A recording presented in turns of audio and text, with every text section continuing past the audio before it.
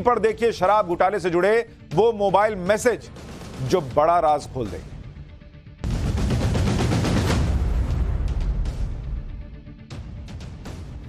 किसी जमाने में दूसरों को तिहाड़ जेल भेजने की बातें करने वाले केजरीवाल के लिए वक्त का पहिया ऐसा घूमा कि आज केजरीवाल खुद तिहाड़ जेल में पहुंच गए।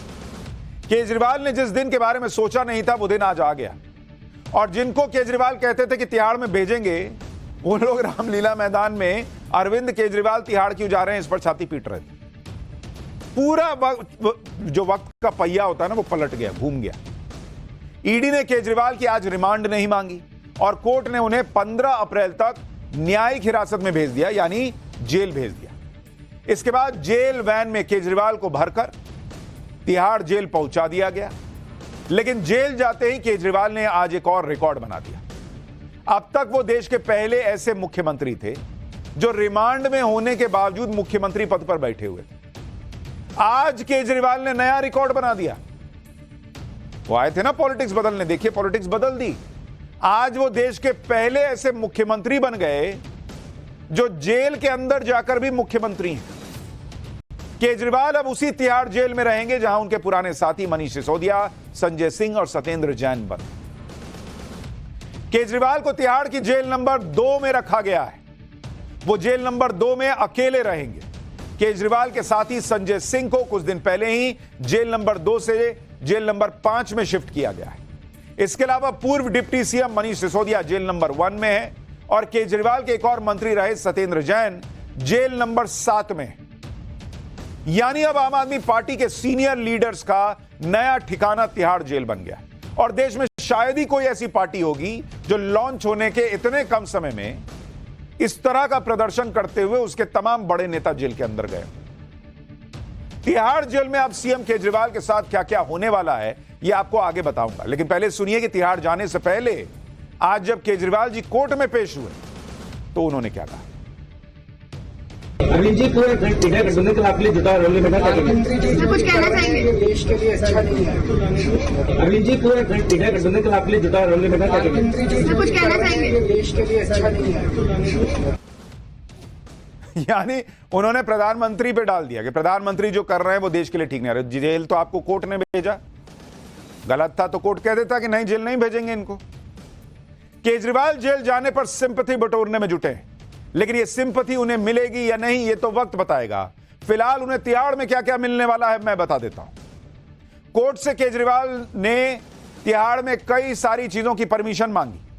कोर्ट ने तिहाड़ के अंदर केजरीवाल को क्या क्या ले जाने की परमिशन दी है आपको पहले वो बता देता हूं। केजरीवाल अपना गद्दा तिहाड़ जेल में यूज कर पाएंगे। केजरीवाल ने कहा उनको चादर भी अपना चाहिए तो चादर भी उनको अपना मिलेगा। केजरीवाल ने 2 तकिया मांगा तो कोर्ट ने कहा 2 तकिया रख लीजिए। इसके अलावा रजाई और कंबल ये भी केजरीवाल अपना इस्तेमाल कर सकेंगे, यानी चादर, तकिया, गद्दा, रजाई, कंबल कुछ भी जेल का नहीं, अपना इस्तेमाल करेंगे केजरीवाल जी। केजरीवाल ने अपनी हेल्थ से जुड़ी हुई कई परमिशन भी कोर्ट से मांगी। केजरीवाल की सेहत को देखते हुए कोर्ट ने कहा कि केजरीवाल हेल्थ मॉनिटरिंग डिवाइस अंदर ले जा सकते हैं, क्योंकि केजरीवाल जी के परिवार का कहना है कि बहुत हाई शुगर रहता है, इनको बहुत बीमार है शुगर की वजह से। तो कोर्ट ने कहा कि ठीक है हेल्थ मॉनिटरिंग डिवाइस ले जाइए। इसके अलावा sugar sensor, charger, sugar machine वाला वो ले जाइए, और जो ग्लूकोमीटर होता है वो ले जाइए, सेंसर रीडर ले जाइए। इसके अलावा अगर ब्लड शुगर लेवल नीचे जाता है तो उसके लिए कई बार तुरंत टॉफी खानी पड़ती है ताकि शुगर लेवल ऊपर जाए। तो कोर्ट ने कहा ठीक है आप जेल में रहिए लेकिन टॉफी रखिए, ग्लूकोज रखिए, डायबिटीज की दवाइयां रखिए, ये सब आपको जेल अथॉरिटी दे देगा। इसके अलावा कोर्ट ने इस बात की परमिशन दे दी है कि अरविंद केजरीवाल घर का बना खाना खा सकते हैं, और इतना ही नहीं उन्हें जेल का जो पानी है वो भी नहीं पीना पड़ेगा, वो बोतल बंद पानी मंगवा सकते हैं। यानी घर का खाना पहुंचेगा, केजरीवाल वही खाएंगे, जेल का खाना नहीं खाएंगे। तो जो एक कहावत थी कि जेल की रोटी खानी पड़ेगी, जेल का पानी पीना पड़ेगा, वो जेल में रहकर भी केजरीवाल जी पे लागू नहीं होगी, क्योंकि वो घर का खाना खाते रहेंगे, घर का पानी पीते रहेंगे, या बोतल बंद बिस्लेरी वगैरह जो होता है मिनरल वाटर वो पीते रहेंगे। इसके अलावा केजरीवाल ने जेल में पढ़ने के लिए 3 किताबें मांगी। केजरीवाल जी ने कहा कि मुझे रामायण दीजिए सर, मैं रामायण पढ़ना चाहता हूं। उन्होंने कहा मैं भगवत गीता पढ़ना चाहता हूं। और तीसरी किताब उन्होंने मांगी कि हाउ प्राइम मिनिस्टर्स डिसाइड। ये 3 किताबें मैं पढ़ना चाहता हूं। अब तीनों बुक्स की परमिशन कोर्ट ने दे दी कि ठीक है, ले जाइए पढ़िए। हालांकि तीनों किताबों की परमिशन यह भी दिखाती है कि शायद केजरीवाल जी को अंदर ही अंदर यह पता चल गया है कि वो लंबा अंदर गए हैं। नहीं तो 3 किताब क्यों मांगते अगर 5 दिन, 10 दिन में, 15 दिन में निकलने वाले। 15 दिन में पढ़ लेंगे पूरा रामायण और गीता और तीसरी किताब भी। अच्छा, तीसरी किताब का नाम भी बड़ा इंटरेस्टिंग है, हाउ प्राइम मिनिस्टर्स डिसाइड। ये किताब वो पढ़ना चाहते हैं।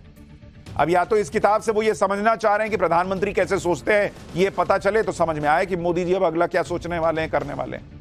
और नहीं तो शायद ये मैसेज देना चाह रहे हैं कि मैं तो अब यहां से निकलूंगा तो प्रधानमंत्री ही बनूंगा।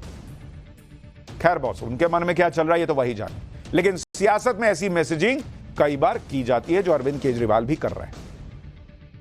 अरविंद केजरीवाल का तिहाड़ जेल में क्या शेड्यूल होने वाला है वो भी आपको बता देता हूं। दरअसल तिहाड़ जेल में अरविंद केजरीवाल को भी वही शेड्यूल फॉलो करना होगा जो बाकी कैदियों का होता है।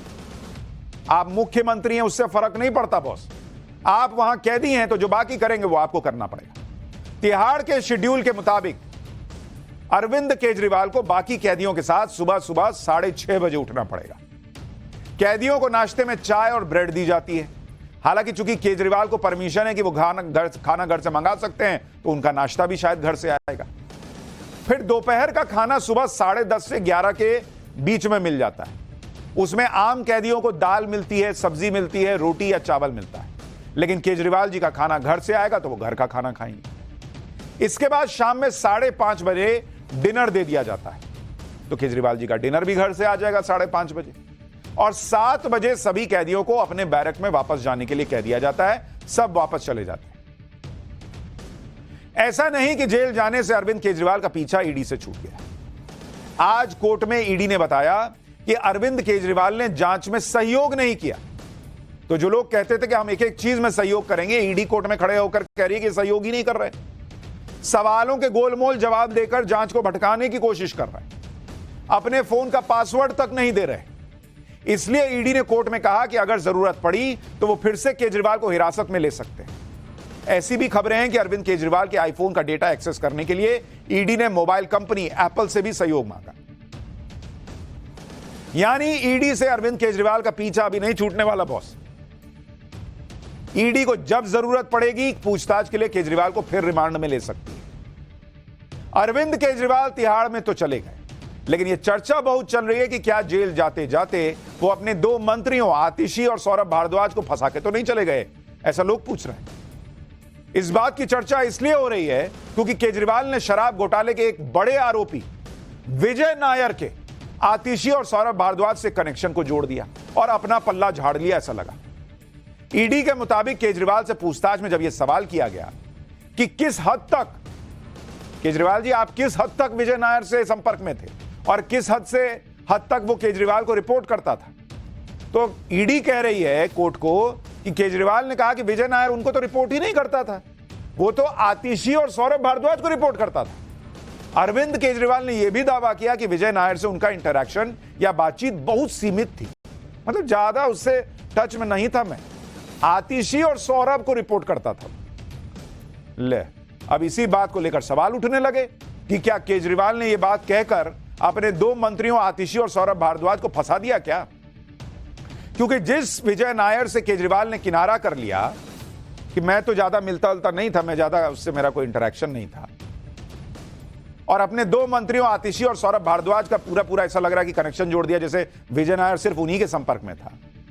वो विजय नायर कोई मामूली आदमी नहीं है इस शराब घोटाले के आरोपों के मामले में। विजय नायर आम आदमी पार्टी का मीडिया एंड कम्युनिकेशन हेड था। आम आदमी पार्टी का, केजरीवाल सरकार का नहीं, आम आदमी पार्टी का मीडिया एंड कम्युनिकेशन हेड था। विजय नायर शराब घोटाले के सबसे अहम किरदारों में से एक है। ईडी के मुताबिक विजय नायर शराब घोटाले में केजरीवाल और साउथ लॉबी के बीच मिडिलमैन था, बिचौलिया। ईडी का आरोप है कि केजरीवाल ने विजय नायर के जरिए ही शराब घोटाले की रिश्वत ली। अब ऐसा आदमी जिसके बारे में कहा जा रहा है कि वो केजरीवाल और उनकी सरकार और साउथ लॉबी के बीच में पूरा काम कर रहा था, जिसके कंधे पर है कि उसने पूरा पैसा वैसा लिया, ये आरोप ईडी लगाती है, उसके लिए केजरीवाल ने कह दिया कि मैं ज्यादा नहीं जानता था, वो सौरभ और आतिशी को रिपोर्ट करता था।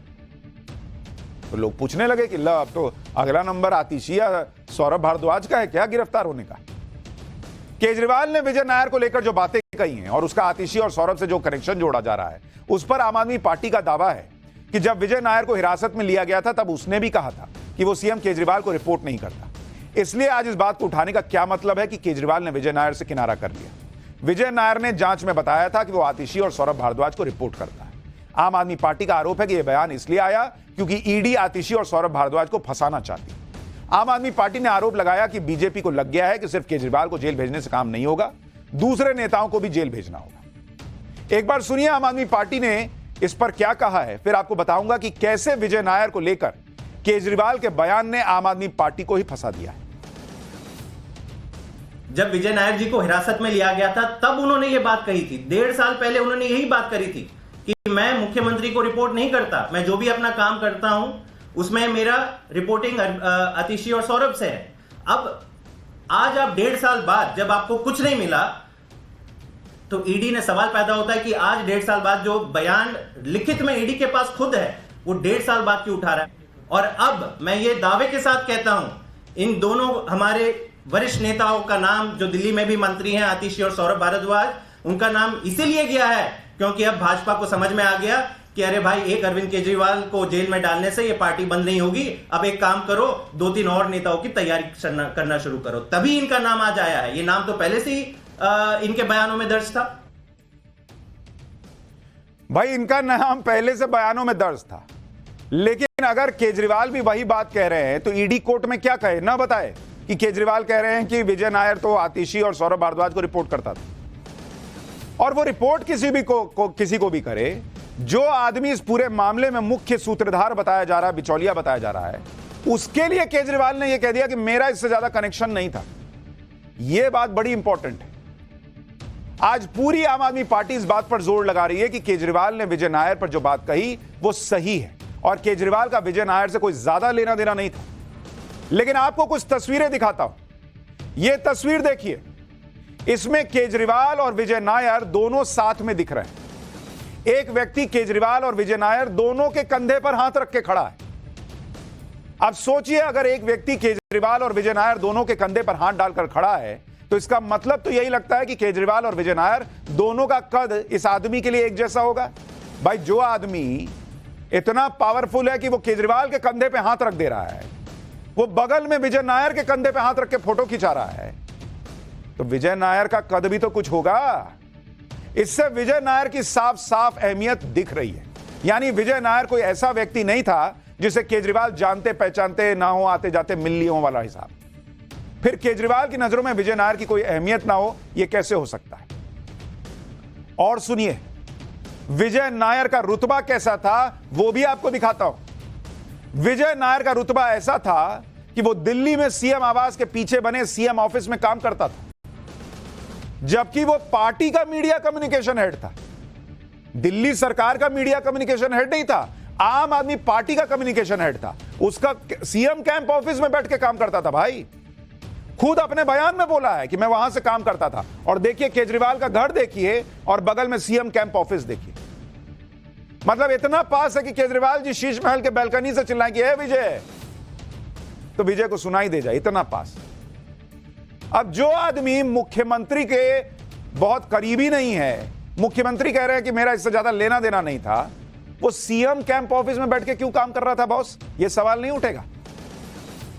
केजरीवाल के सीएम आवास और कैंप ऑफिस दोनों अगल बगल हैं। यानी केजरीवाल अपने बंगले से अगर जाएं तो मुश्किल से मतलब चलते हुए पहुंच जाएं, ऐसा हाल है। विजय नायर से अब केजरीवाल और उनकी पार्टी के नेता किनारा करने में जुटे हैं। लेकिन विजय नायर वो व्यक्ति था जिसकी सीएम तक डायरेक्ट पहुंच थी। वो ऐसे बंगले में रहता था जो बंगला कैबिनेट मंत्री को अलॉट हुआ था। विजय नायर जिस बंगले में रहता था वो बंगला सीएम ऑफिस से करीब 1.5 से 2 किलोमीटर की दूरी पर ही था। यानी 4-5 मिनट में वो सीएम ऑफिस पहुंच जाता था। और सबसे बड़ा सवाल कि वो पार्टी का कम्युनिकेशन हेड है और रह रहा है मंत्री के बंगले में। सोचिए, कोई आदमी ऐसा है, कोई और आम आदमी पार्टी में ऐसा आदमी है मुझे बताइए, जो पार्टी का काम करता है लेकिन मंत्री को अलॉटेड बंगले में रह रहा है और उसका कोई रुतबा नहीं है। जो आतिशी और सौरभ हैं, जो उस जमाने में विधायक होते थे, वो वहां से मुख्यमंत्री के दफ्तर से काम नहीं करते थे। विजय नायर जिस कैबिनेट मंत्री के बंगले पर रहता था, वो बंगला दिल्ली के मंत्री कैलाश गहलोत के नाम पर अलॉट था। कैलाश गहलोत खुद वहां नहीं रहते थे। उन्होंने बताया कि निजी कारण से वो सरकारी बंगले में शिफ्ट नहीं हुए थे। 2 दिन पहले ही ईडी ने कैलाश गहलोत से शराब घोटाले में 5 घंटे पूछताछ भी की थी। पूछताछ के बाद जब कैलाश गहलोत मीडिया के सामने आए तो उन्होंने कहा था कि उन्हें पता ही नहीं कि जो बंगला उन्हें आवंटित हुआ था उनमें कौन रहता था। एक बार कैलाश गहलोत को सुनिए। आरोप लगे कि जो लेकर पॉलिसी बनी, जो ग्रुप ऑफ मिनिस्टर्स उसका आप हिस्सा थे और विजय नायर आपके आवास पर रह रहा था, उसको लेके देखिए, मैंने ये बार बार ये कहा है कि वो आवास बिल्कुल मेरे नाम पे अलॉटेड है, लेकिन मैं आज भी और पहले भी अपने ही जो मेरा प्राइवेट रेजिडेंस है वसंतकुंज जी, मैं वहाँ पे रह रहा हूँ। मेरे जो बच्चे हैं वो क्योंकि मेरा जो घर वसंतकुंज में है वो डीपीएस के बिल्कुल सामने है और मेरी वाइफ ने और बच्चों ने वहाँ से शिफ्ट करने के लिए मना कर दिया था, तो इसलिए ना मैं कभी जो सिविल लाइन में जो बंगलो है मेरे नाम पे जो अलॉटेड है, ना मैंने कभी वहाँ शिफ्ट किया और ना मैं कभी रहा वहाँ पर। और विजय नायर वहाँ रह रहे थे, ये भी मैंने स्टेटमेंट दिया सीबीआई में जब बुलाया था, तब भी ये स्टेटमेंट था और आज भी मेरा ये स्टेटमेंट था कि विजय नायर वहाँ रह रहे हैं या नहीं रह रहे हैं, इसके बारे में मुझे कोई सूचना नहीं। हालांकि आप खुद सोचिए कि विजय नायर कैलाश गहलोत को मिले बंगले में रहता था। कैलाश गहलोत को बंगला नहीं चाहिए था, मंत्री का बंगला, कोई छोटा मोटा बंगला नहीं होता, मंत्री का बंगला नहीं चाहिए था, तो किसी भी विजय नायर को मिल जाएगा जो पार्टी में कम्युनिकेशन हेड है। सोचिए उस आदमी की क्या इंपॉर्टेंस रही होगी कि केजरीवाल जी के घर के 1.5 किलोमीटर के दायरे में रह रहा है और सीएम कैंप ऑफिस से काम कर रहा है। और आज केजरीवाल जी कह रहे हैं कि मेरा जाना ज्यादा लेना देना नहीं था, आतिशी और सौरभ को रिपोर्ट करता था। विजय नायर कैलाश गहलोत के जिस बंगले में रहता था, उसी बंगले में टाइम्स नाउ नवभारत की editor in chief Navika Kumar ने एक बार अरविंद केजरीवाल का इंटरव्यू भी किया था। हैरान करने वाली बात यह है कि जिस विजय नायर के बारे में दावा है कि वो आतिशी और सौरभ भारद्वाज को रिपोर्ट करता था, वो खुद तो कैबिनेट मंत्री के अलॉटेड बंगले में रहता था, जबकि जिन आतिशी और सौरभ भारद्वाज को उस जमाने में वो रिपोर्ट करता था कथित तौर पर, वो तब विधायक थे। आतिशी और सौरभ भारद्वाज तब मंत्री कहां बने थे और वो बेचारे अपने अपने घर में रह रहे थे या सामान्य बंगलों में रह रहे थे। यानी जो रिपोर्ट कर रहा है वो मंत्री के बंगले में रह रहा है और जो बॉस है जिसको ये आदमी रिपोर्ट कर रहा है वो बेचारे सामान्य घर में रह रहे हैं। ऐसा बॉस भगवान सबको दे भाई। ऐसा बॉस आपने सुना है कि कंपनी कह रही है कि बॉस रहेगा 1 BHK में और जो उसका नीचे वाला इंप्लॉय है जो बॉस को रिपोर्ट कर रहा है वो रहेगा बड़े से फ्लैट में 5 BHK। ऐसा कोई कंपनी में सुने? कहीं सुने हैं? लेकिन विजय नायर रह रहा था और आज हो रहा है कि विजय नायर तो पहले ही बोला कि हम सौरभ और आतिशी को रिपोर्ट करते थे। अरे बॉस, तो आतिशी और सौरभ को रिपोर्ट कर रहा था तो ये सब कैसे हो रहा था? बाकी चीजें इसका कोई जवाब ही नहीं।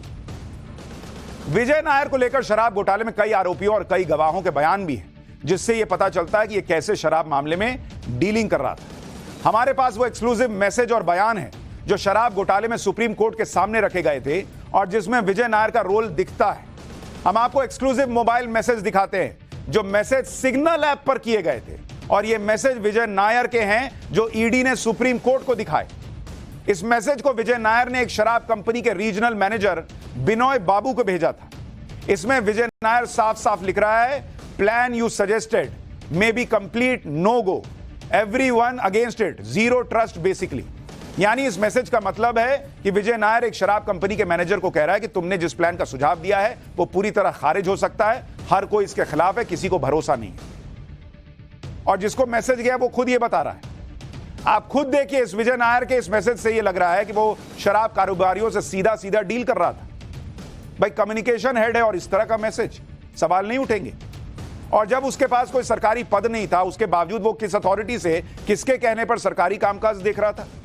सबसे बड़ा सवाल यह भी है कि विजय नायर किन लोगों के बारे में कह रहा था कि वो शराब कंपनी के प्लान से सहमत नहीं है। इससे पहले जो चैट हमने दिखाई उसमें विजय नायर पर्नॉड रिकॉर्ड नाम की शराब कंपनी की तरफ से दिए गए सुझावों के बारे में बात कर रहा था। अब एक और चैट देखिए। इस चैट में विजय नायर उसी कंपनी के बारे में कुछ जानकारी मांग रहा है। चैट में लिखा था कि is Manoj your decision maker, would like to meet him as well ideally. यानी विजय नायर शराब कंपनी के डिसीजन मेकर की जानकारी लेना चाह रहा है और उससे मिलना भी चाह रहा है। इस चैट से भी यह लगता है कि विजय नायर काफी करीब से शराब पॉलिसी को लेकर काम कर रहा था, जो ईडी दावा कर रही है, और अलग अलग शराब कंपनियों से बातचीत भी कर रहा था। यही दावा ईडी कोर्ट में कर चुकी है और कहा जा रहा है कि विजय नायर तो कम्युनिकेशंस देखता था। ठीक है, देखता होगा, लेकिन ईडी यही तो सवाल उठा रही कि फिर ये क्या है। अरविंद केजरीवाल तो विजय नायर से कन्नी काट रहे हैं, लेकिन ईडी की जांच में कई आरोपियों और गवाहों ने अपने स्टेटमेंट में यह क्लियर कट कहा है कि विजय नायर केजरीवाल के लिए काम कर रहा है। हमारे पास विजय नायर के बारे में एक्सक्लूसिव जानकारी है, जो शराब घोटाले के मामले में ईडी सुप्रीम कोर्ट को भी बता चुकी है। जैसे हैदराबाद के बिजनेसमैन अरुण पिल्लई ने ईडी को 6 मार्च 2022 को दिए बयान में कहा कि शराब पॉलिसी बनाने और लागू करने को लेकर विजय नायर को केजरीवाल और सिसोदिया दोनों का सपोर्ट। बुच्ची बाबू जो सीए हैं और आरोपी के कविता के करीबी हैं, उन्होंने 23 फरवरी 2022 को दिए बयान में बताया था कि विजय नायर अरविंद केजरीवाल और मनीष सिसोदिया के आदेश पर ही शराब नीति पर काम कर रहा था। इसी तरह शराब कारोबारी दिनेश अरोड़ा ने 6 अप्रैल 2023 को ईडी को बताया था कि वो विजय नायर से अचानक से नहीं मिला। यह मीटिंग मनीष सिसोदिया ने अरेंज कराई थी। मनीष सिसोदिया ने कहा था कि एक्साइज पॉलिसी को लेकर विजय नायर के साथ मिलकर काम करो। यानी इस पूरे मामले के कई आरोपी विजय नायर का नाम ले चुके हैं और केजरीवाल जी कहते हैं मेरा इससे ज्यादा लेना देना नहीं। तो फिर जिनका लेना देना है, जिनको ये रिपोर्ट करता था, फिर ईडी उनसे भी सवाल कर सकती है। फिर क्या उनकी भी गिरफ्तारी हो सकती है? आतिशी और सौरभ भारद्वाज की ये सवाल उठेंगे। जिस विजय नायर के लिए अरविंद केजरीवाल ये कह रहे हैं कि उनका विजय नायर से ज्यादा संपर्क नहीं था, उसी विजय नायर से जुड़े कई सबूत ईडी ने केजरीवाल को दिखाए और सवाल किए। ईडी सूत्रों के मुताबिक पूछताछ के दौरान विजय नायर और घोटाले के सह आरोपियों के 10 से ज्यादा मीटिंग के सबूत अरविंद केजरीवाल को दिखाए गए।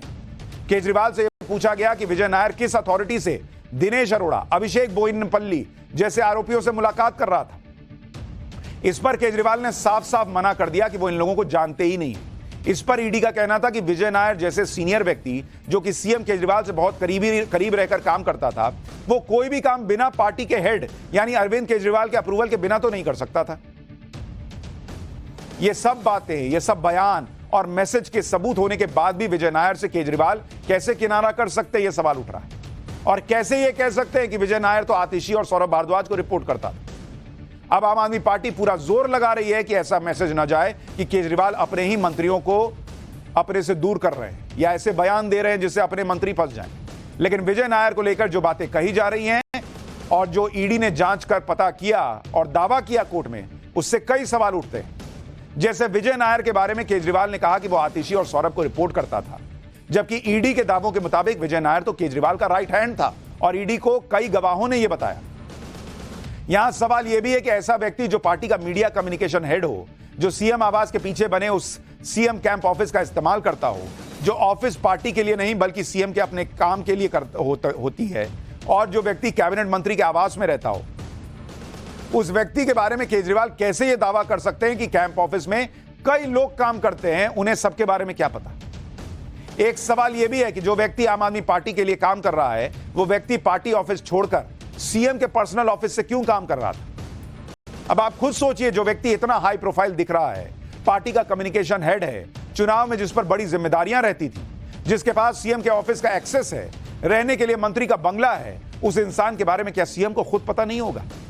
और जब वो इतना हाई प्रोफाइल था तो किसी मंत्री नहीं बल्कि 2 सामान्य विधायकों को क्यों रिपोर्ट कर रहा था?